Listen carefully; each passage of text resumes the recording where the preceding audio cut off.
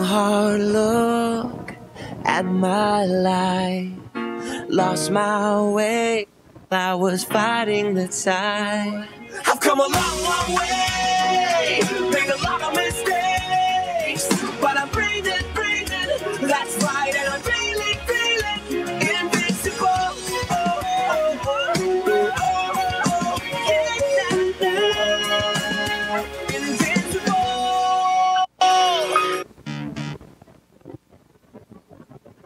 Good afternoon. Great to see everybody. Lots of familiar faces. Today is a little bit about where we were, where we are, and where we want to go. 2010 Vancouver Olympic Games, you've heard it said before, was transformative in so many ways. And around our place, we really like to think of it as having set a new trajectory for the Olympic movement in Canada. Hosting the game on home soil really energized fans and athletes alike. Again and again, Canadians stood at the top of the podium, and while O Canada played through the air. The whole experience forged a real connection between the Canadian Olympic team and its fans. In the aftermath of Vancouver, we're seeing a heightened sense of pride in what Canada can do on the world stage. The team's performance ignited the public's realization of a new potential for excellence both in Canada, in its athletes, and in the country as a whole. And in a moment, the impossible became possible. We're continuing to see that kind of support for Canadian athletes. We're receiving it from fans and from media and from the private sector. We're on one long national journey of continuous improvement for the movement in Canada, and London 2012 is the next stop. In just a few moments, you're going to see where all this momentum is taking us next. What we'll unveil today would not have been possible even 2 years ago. About 18 months ago, I was in Calgary for a dinner that was organized by a significant member of the sports community out there. These were early days for me with the Canadian Olympic Committee, and he had kindly organized a meal where I could have a chance to meet with some of the Olympians. Well, over 3 hours of sushi, I got a pretty personal and uncensored assessment of the reality facing high-performance athletes in this country. What I also got was a very clear understanding that athletes wanted more, in fact, expected more from the Canadian Olympic Committee. We needed to be more of a conduit between our athletes and the wider Canadian public. We needed to be conversation starters. We needed to help them tell their story. Because for Canadians, and we've seen this time and time again, the emotional connection exists squarely between the Canadian Olympic team as a brand, at which athletes sit at the core. And for that relationship to grow, we need to foster a very personal conversation between our athletes and our Canadian populace. At the COC, we believe we're uniquely placed to share athlete stories. It's our role. More than that, it's our responsibility to heighten the dialogue around athletes and sports in this country. Vancouver showed us the potential to engage and the opportunity to build that strong emotional connection, to show what the Canadian Olympic team can and should mean to the country.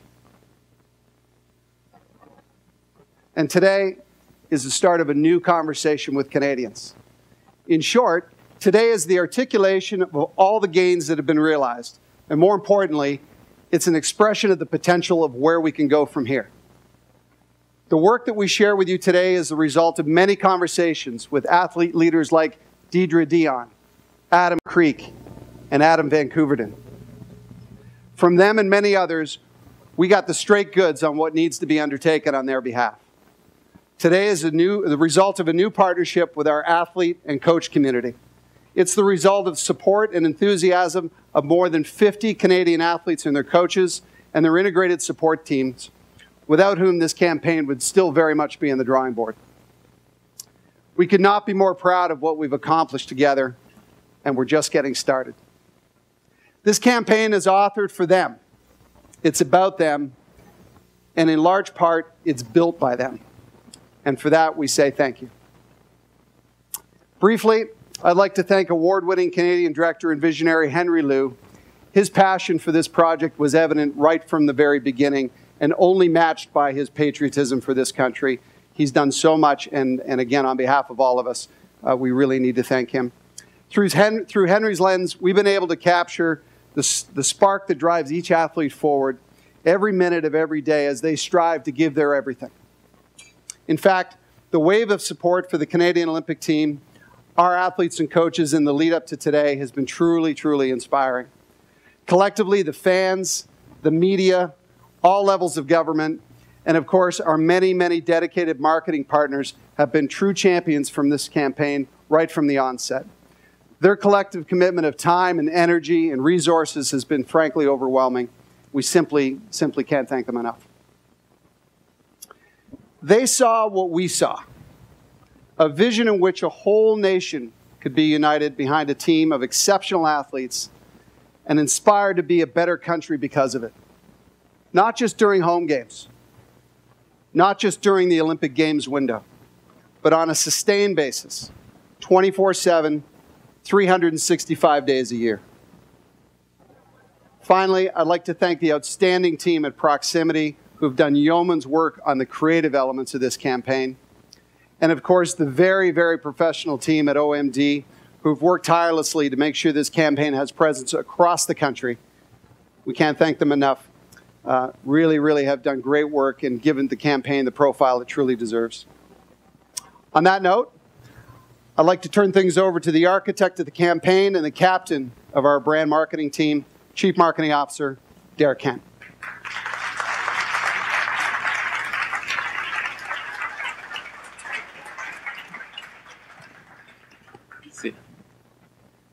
Welcome to our launch event. Woo! Okay, let's get started. I can't believe it. Only 80 days to the Olympic Games. And when we thought about London, we knew that there would be stories of triumph. We knew that there would be stories of personal bests. And yes, even stories of heartbreak. But we weren't just interested in the stories in London.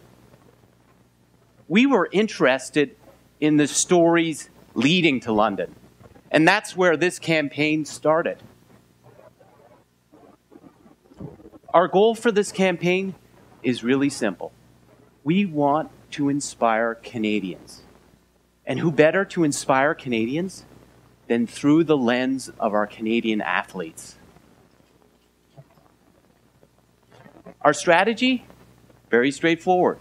Tell the athlete's story, tell their journey every single day in every single platform that we have.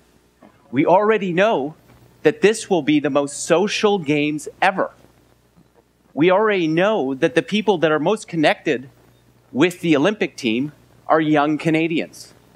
And we're going to tap into them with this campaign. It's based on an insight. And the insight is these athletes are heroes. They train harder than anybody else. They get up earlier than anybody else. And they work later than anybody else. But the reality is, nobody knows their names. I bet you if you walk down Front Street right now and you asked people walking by, could you name 3 Olympians that are competing in London today? I'd be hard-pressed if you'd find one. So one of the key objectives of this campaign is to help them become household names. And we're going to do it by focusing on training. That's where they work. That's what they do every day. You know, one of the things that we learned during this campaign, when we talked to Mary Spencer in Windsor, was that she gets up at 5 a.m. every single morning. And she gets up with a phone call. It's from her coach, Charlie Stewart. Imagine all of us getting a phone call from our boss at 5 a.m. But it's incredible the dedication that she has. And that's what we're bringing to life in this campaign. We also thought it was really, really important to showcase how many hours goes into their craft, how many strokes, how many dives, and in this case, how many hours. So if you look at Jennifer Abel, 1,200 hours. Adam Vancouverden, 62,000 kilometers. Ryan Cochran, 74,000 laps. And Mary Spencer, 120,000 left hooks. All to prepare for one moment. And then we realized we needed something to pull the campaign together. We needed a standard. We needed something that would pull people together. And we focused on the athletes. We remembered in November when we met with them, they told us how they felt their team was. They said their team was relentless. They said their team was fierce, world-class, proud, unbreakable. Well, we took those insights, and they were the guiding lights to this campaign. Every word, every comma, every photo. That's how we designed it. And then we did more research. We talked to more athletes. We sat down with them in Victoria. We asked them what drove them in their training. We also looked at what they were saying publicly. We learned Alexandre Despetit recently said, "I'm going to give everything that I have to be the best." And we already knew that athletes were saying, you know what? I need to hold nothing back when I get to the start line. I need to know that I've given everything I've had in my preparation if I'm going to be successful. For fans, we want them to give their everything. Maybe it's just a tweet of support for an athlete. Maybe it's a Facebook posting. Maybe it's $10 to the foundation. I learned today that Jennifer Abel, when I was at a Montreal event, tout donner for her means more about what her mother did for her. Her mother got up every morning, got in the car, drove her to the Olympic pool, and allowed her to compete and train. So tout donner wasn't about her. It was about her mom. So now what I'd like to do is show you the real anchor to the campaign. And we thought, you know what? Kids today, digitally savvy, we need to create a digital short. And we also decided this could be a TV commercial. And under the guidance of really a visionary, Henry Liu, who basically rolled up his sleeves for the movement for us and crisscrossed the country to capture these athletes training, produced some incredible work. So I'm very pleased today to reveal to you for the first time on a large screen our 60-second spot. It's called Relentless.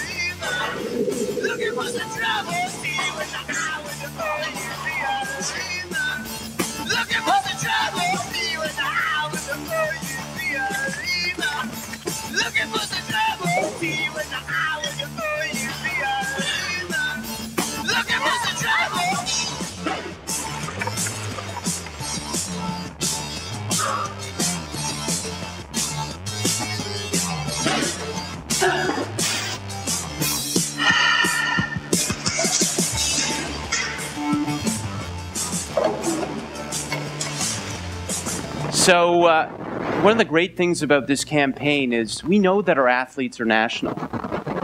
We know they compete nationally and they come from all parts of the country, and we're so proud that this campaign is national in scope. And it features over 50 athletes and coaches. And you know, it was a key point for us that we wanted the coaches to be part of the campaign. They are the unsung heroes of the athletes. They're the team behind the team. So the campaign is integrated, comprehensive, the largest thing the COC has ever done in terms of marketing. We started today with some print executions. More will follow. More will follow nationally. We'll continue to tell the story, not just before the games, not just at the games, but beyond the games as well. Then we'll also have out of home. So here's Ryan Cochran. Canadians will be able to drive down the street, look up, and see a hero. Même chose au Québec. À Québec, je m'excuse. Ma volonté est plus forte que tout. Alors, pour Jennifer Abel, you'll see driving down the highway in Montreal, in an airport, at a metro subway station, and as well as Adam Van Couverton and numerous other athletes profiled across the country, including bus stops and shelters. So the point here is completely integrated a number of different elements to this campaign so we can tell the story in a majority of different ways. And we really started with the training. And it was interesting. When we started capturing this content with Henry's great work, we realized that there was such great content here. We had to create digital shorts. So we're creating 7 digital shorts featuring 7 of the athletes that Henry filmed. And what's more, we're allowing Canadians to connect with those stories. So through digital executions, consumers, fans can click online and discover a little bit more about Ryan Cochran. So it's not just the 60-second advertisement, it's also about digging a little bit deeper, getting another layer, learning what it takes to be a champion swimmer. So the last piece of the puzzle are these digital shorts. And I have to tell you, just having seen them, they're incredibly powerful and a great way for athletes to really, or for Canadians to really see what it takes to be an Olympian. And what I'd like to do now is show you one of those digital shorts. I don't think anybody's seen this yet in the country and the world. And I'd like to show it to you now. It's called The Patriot.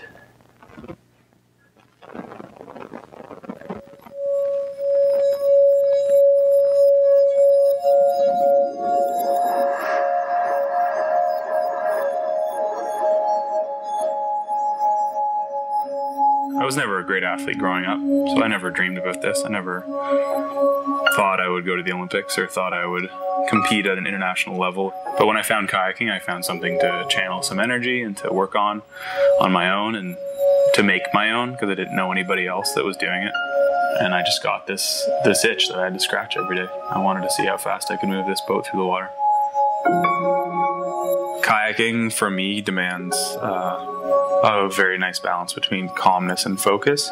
It's funny because you're super calm and focused, but at the same time there's a lot going on in your body. Things are starting to hurt and break down, but at the same time my fingers are like calm and gentle on the paddle, and it's pretty meditative. This morning was a lot of long stuff, so we were on the water for about 21K. London is the main focus, obviously, right? It's where I want to be the fastest this year. So, I mean, everything that we do between now and then is just part of that process. Attaining perfection in any sport or activity takes a tremendous amount of practice and time, and you've got to devote hours and hours and hours of practice, and you're putting your body through pretty much as it can tolerate so that you come back more skilled.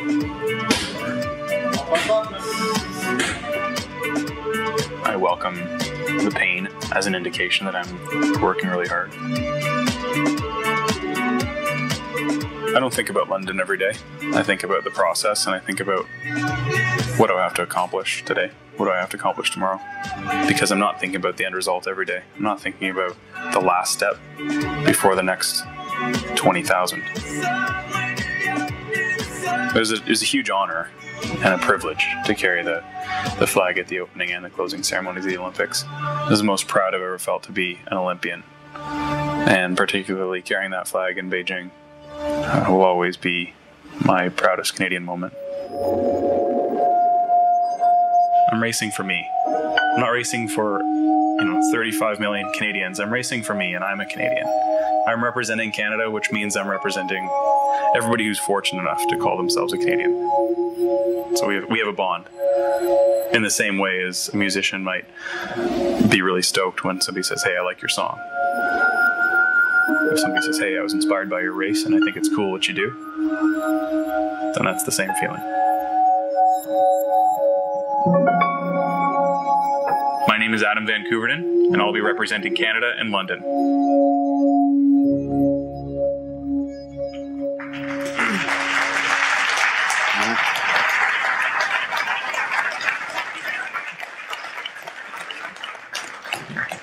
Just an amazing story. And I'm going to close by ending where I started, which is 80 days to London. And this is just the beginning, and we're really excited about the start that we have. But rest assured, this is not the end of the beginning. So now I'd like to introduce one of my favorite people. He is one of Canada's most decorated Olympians. I actually remember watching him win gold in Barcelona. And one of the great privileges of this role is to not only meet athletes, but meet some of my heroes. And now, I don't know, it might be a stretch to call him a friend, maybe too fast, but I would like to introduce him now. See, irrepressible. The one, the only, our chef de mission, Mark Tewksbury. Thanks, Stuart. Thank you. Hello, everybody. I feel like Howie Mandel on Deal or No Deal. Isn't this great? So we're getting all the chairs out here. I have the best part of the program. We're going to bring out some athletes in just a minute. I just would like to start by saying I had a 30-minute workout this morning, which for me was giving my everything now. But after watching Adam's thing, I think I forgot about what it took 20 years ago and the years leading up to that moment of the 6 hours a day and the brutal training schedule. So I think what's magnificent about this campaign, it gives a real snapshot into the difficult journey and the challenge and the hard work that goes into being an Olympian. So, and puts our athletes front and center. It's a really exciting time to be part of the Olympic movement. I'm very, very proud to be back, especially because the athletes and the coaches are featured so prominently. What a wonderful thing for the Olympic movement in Canada. And I just want to give a huge shout out to the Canadian Olympic Committee for making this happen. It's about time, and it's fantastic. So you heard Adam speak about probably his proudest moment was carrying the flag for Canada. I have to say that probably for me as an Olympian, one of the proudest moments is being chef de mission for this incredible 2012 London Olympic team. 80 days to go. I cannot wait to walk with the members of this team into the opening ceremony and do our absolute best for Canada and give our everything. This whole campaign is featured on that Give Our Everything focus, and we want to hear from the athletes themselves about what that means. So we're going to have a little panel discussion. Please help me welcome, one by one. First, we have three-time Olympic medalist kayaker, the Patriot, Adam Vancouver. Welcome, Adam. Just right here. We have the three co-captains of the synchronized swimming team that will be competing at the Olympics, fresh off the launch in Montreal this morning of Toute Donnée. We've got Valerie Welsh, Alice Marcotte, and Marie-Pierre Bougeot-Gagnon. Come on out. Woo! Hello, ladies. We have two members of the Olympic rowing team, the men's 8, that will be competing in London. One, Brian Price, won an Olympic gold medal in Beijing. Come on out, Brian. And Will Crothers is also here, men's 8 rowing team. Woo! And the man who gave his everything, who had the vision for this campaign and captured images that have never been seen before of athletes like this, please welcome Henry Lowe. Woo!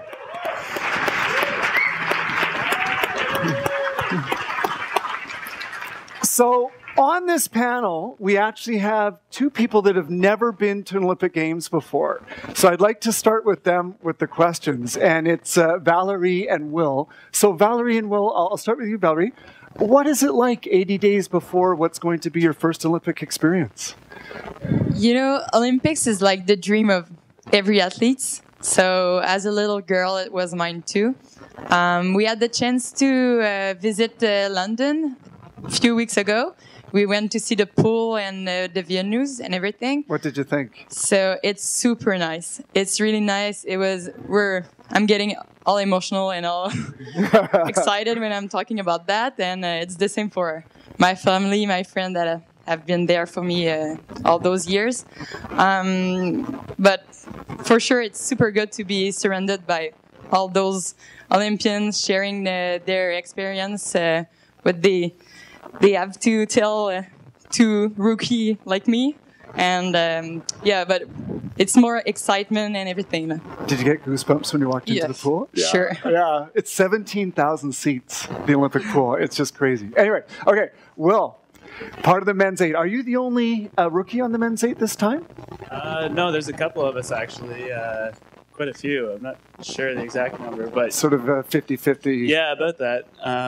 We got Brian here, gold medalist. He's leading the charge for sure. I get to sit with him face to face, and he gets to tell me all about his experiences. So Is there a bit of mentorship going on? Do they sort of help you get prepared for what it's going to be like? Yeah, for sure. They're always mentoring us, and they lead by example all the time, and they have like the best experience, obviously, winning the gold medal. So.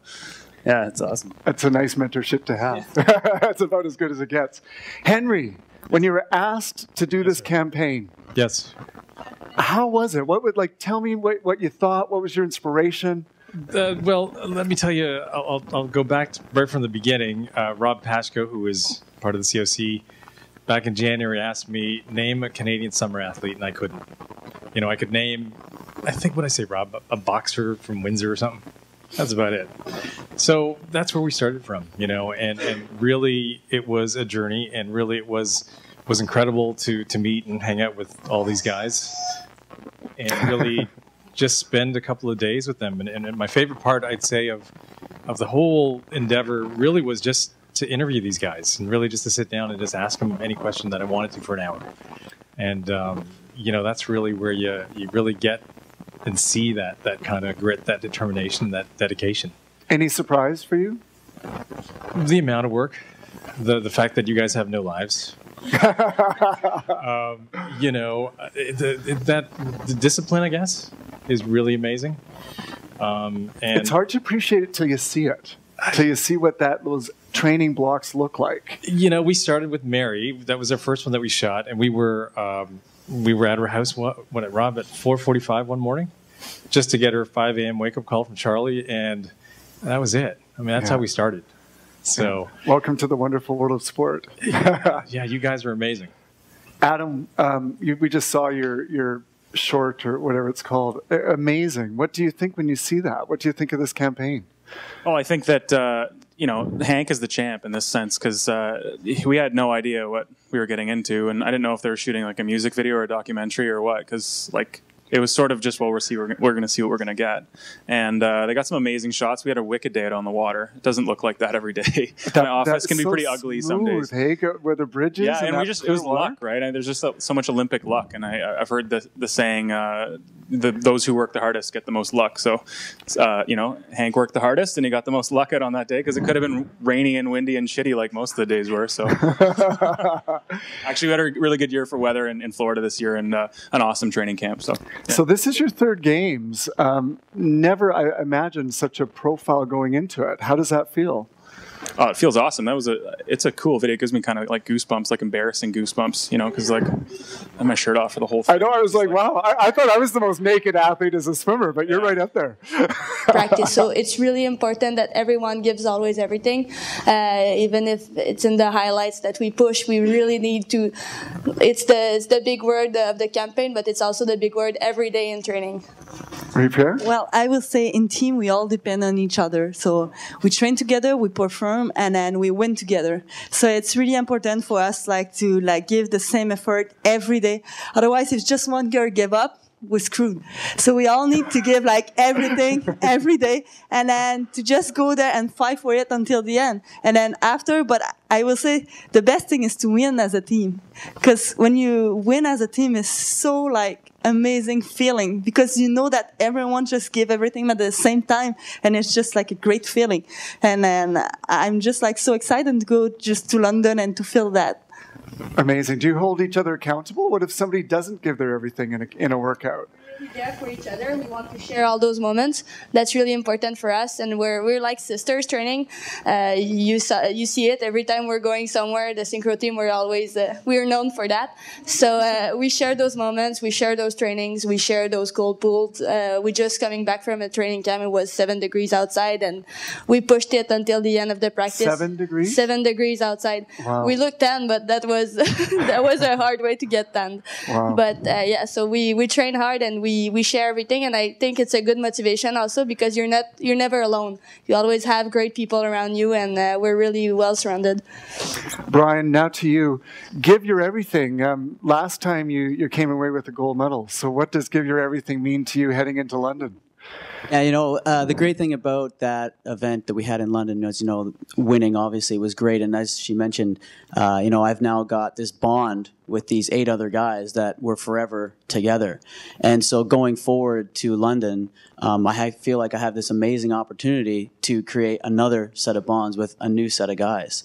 You know, there's 3 of us back from the Beijing boat, so that's 6 new bonds that I'll have the potential to have forever. And that means a lot to me. You know, when I think about everything, you know, I watch these guys out on the water. I mean, I'm sitting and asking them to give everything. I'm sitting and asking them to do that. So there's got to be a real mutual respect between me and my guys that they will do what I ask them to do.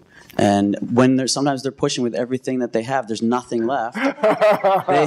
When there's nothing left, and I say I need more, they deliver it, and I do it again and again. And so for me, for my job, it's getting everything out of them, every ounce of energy that they have, and then ask for more, and they deliver it. Because we're going to need that in the Olympic final for sure to win. I was going to ask, well, so what does Brian's give your everything look like to you? It's like, go! Give us a little snapshot of what the coxswain means to the team. Well, actually, one day it was pretty funny. We put a heart rate monitor on him in the middle of practice, and it was a 7K run, and he got his heart rate up to 167 just sitting there.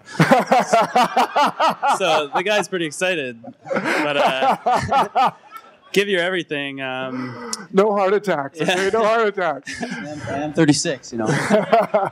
But yeah, give your everything to me just means like it's gonna take everything we have and more to win for all of us. And Brian gets that out of us every single day. We're pretty much empty in the tank and just scraping the bottom of the barrel to get that last little bit. And that's what it's gonna take for all of us. So amazing. Henry, anything left on the cutting room floor that breaks your heart? There's a few more long stories that we've yet to cut. I mean, I think Mary is coming up, and what else we got left? Julie, Paula. Judy Wilkinson, Paula Finley. Yeah, we've got a bunch left, so this is just a little teaser. Okay, good. So it's not over yet. You're still in the process of making these happen. We are, yeah. Fantastic. Adam, back to you for a sec. What might be different for London for you? Does it change venue to venue? I mean, I think London's such a great city, but as an athlete competing, does that make any difference? A little bit. It's a different course. Like, obviously, every course is a little bit different. It's still, 1,000 meters of water. I'm not racing the 500 this time because there's no 500 at the Olympics, and that's, been in the news a little bit. They took away one of the events that I raced in the past 2 Olympics. I'm only doing 1 event. So actually, my schedule is, looks pretty lazy. Like, I just have to, I've got to race twice on Monday and then once on Wednesday, and that's it. And I usually race Monday through Saturday every day. So it's a little bit different, but every Olympics is different, and the World Championships was the same as that last year. So I'm confident and looking forward to that race style. Haven't been to an Olympics with English as the main spoken language around town, so that'll be kind of cool. Beijing was a challenge because it's almost impossible to learn even 5 words, but I think I know enough English to get around London. So. It's a very exciting team this time because there's many people that have been to 2 or 3 Olympic Games already that have also won medals. So it's a bit of a mentorship even within the team itself and role models. It's a really exciting team to be chef of and to be part of. I want to ask the synchronized swimming ladies here. This morning, we launched the campaign in Montreal. and one of your teammates is now on a bus going through Montreal, all through the city today. What was that like? Oh my God, she was crazy. She was like running everywhere, taking picture with her bus, inside the bus, outside the bus. She was like getting like, no, I think it was great. It's amazing. It was actually one of her teammates and then Jennifer Abel on the other side of the bus. And then I think it's great because people's going to know more, the athletes. And then I just hope it's going to be the same bond that they did with Vancouver. So I just hope that everyone's going to know more the athletes and the summer athletes. Yeah. Excellent. I think with this campaign, it's sure to happen. Final question to our rowing guys. Giving your everything, 80 days left to go. There's still a lot to do and a lot of time. Give us a little bit of a sense of some next steps for you guys. Well, right now we're actually on our way over to Europe. We're going to be heading into to Italy for 2 weeks for a pre-World Cup training camp. And we're going to go in this year and do one race in Lucerne, which is the main one. Go in, hit it, win it, come back here, keep training, and then back to Italy again for 2-week Olympic training camp and then into the Olympics. So we're very, very dialed in and focused this year. We do very little racing in the Olympic year, but that's where, it makes our training, our daily stuff that we do, even more important and more valuable. And Will, when do you guys arrive in London? I'm not actually sure the exact date when we arrive. I'm not too much of a guy for countdowns. For me, it's just stroke by stroke, day by day, and I'll get there when I get there and take care of business at that point. It's a really great point, right? Because these numbers that we throw at 100 days to go, 80 days to go, for the athletes, it's today and tomorrow and today and tomorrow. And all of a sudden, it's the day. That's how it works. Well, Henry and our 6 Olympians going to London 2012, thank you for your time. Huge round of applause for these guys for being here. So great to get a little bit of a snapshot. And as we exit the stage, one of my favorites who couldn't be here is Ryan Cochran, one of our medal favorites in swimming this summer at the Games. We're going to hear a message from him and see his short. So once again, thanks, guys. We'll exit stage, and Ryan will talk us out. Thanks, everybody.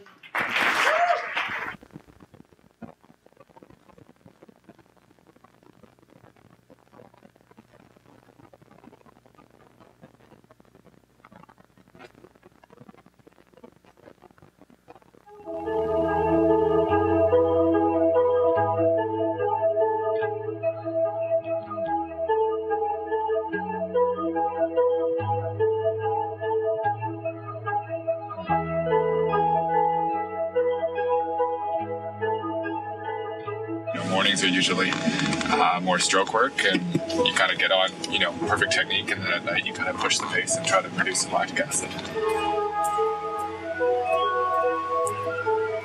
In Beijing, that was my personal best, but I knew when I swam that swim I could go probably 5 or 10 seconds faster. So I've kind of been chasing that swim ever since. All right, 1650s pole, 1 to 4.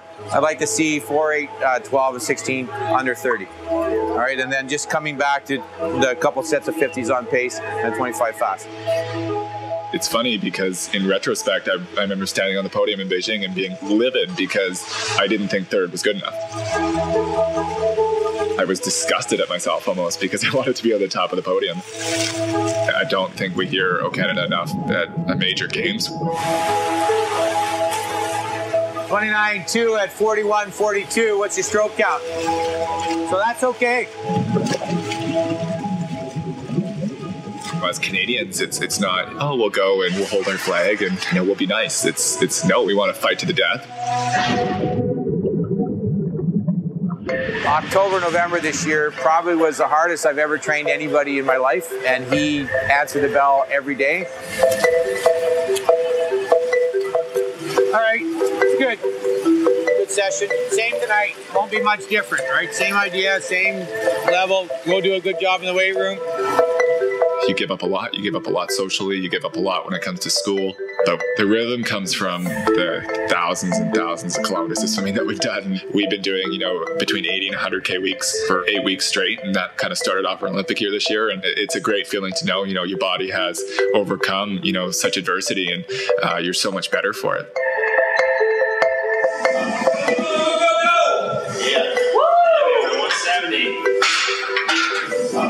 I wouldn't say all the swimmers are doing Pilates. I think it's important for me, especially, my race being 15 minutes long. If you can just, get 1% in your core strength or 1% in your turns, it can make such a difference. When you bring the leg back to kick, you want to recruit your ribs, your abs, and make sure the back isn't recruiting on the kick back. To shave 10 seconds off sounds daunting, and it probably is a bit daunting, but it's an Olympic Games, and when you get onto that level, you can see amazing things from all kinds of athletes, and I just expect that from myself. It's going to be that much pain, but if you want to win an Olympic medal, it's what it takes. I think for me, to give your everything is just to put your whole body and soul into what you're doing. My name's Ryan Cochran, and I'll be representing Canada in London.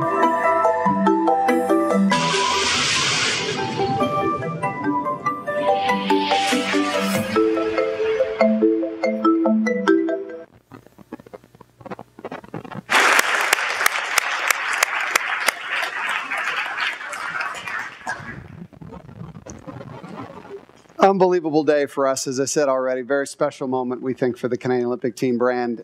As you would imagine, there are countless people to thank through an effort like this. But first and foremost, please join me in one more round of applause for our athletes.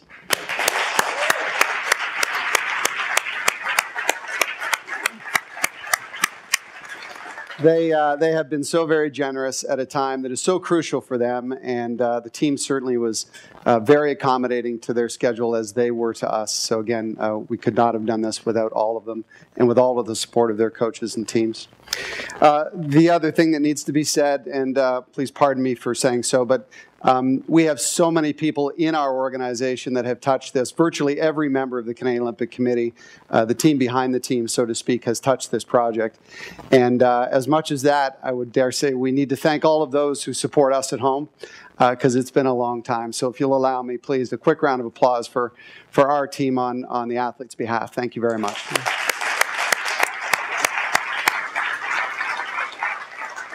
And finally, to those of our guests that are here today, if you would like to join us after for a short visit, we'd love to connect with you. And again, to those that are here and have been so supportive of the campaign, to say formally thank you again. You can join us in the back if you'd like for a bit of a visit. And it's never too early to have one more look at our new spot. So if you'll roll video, go.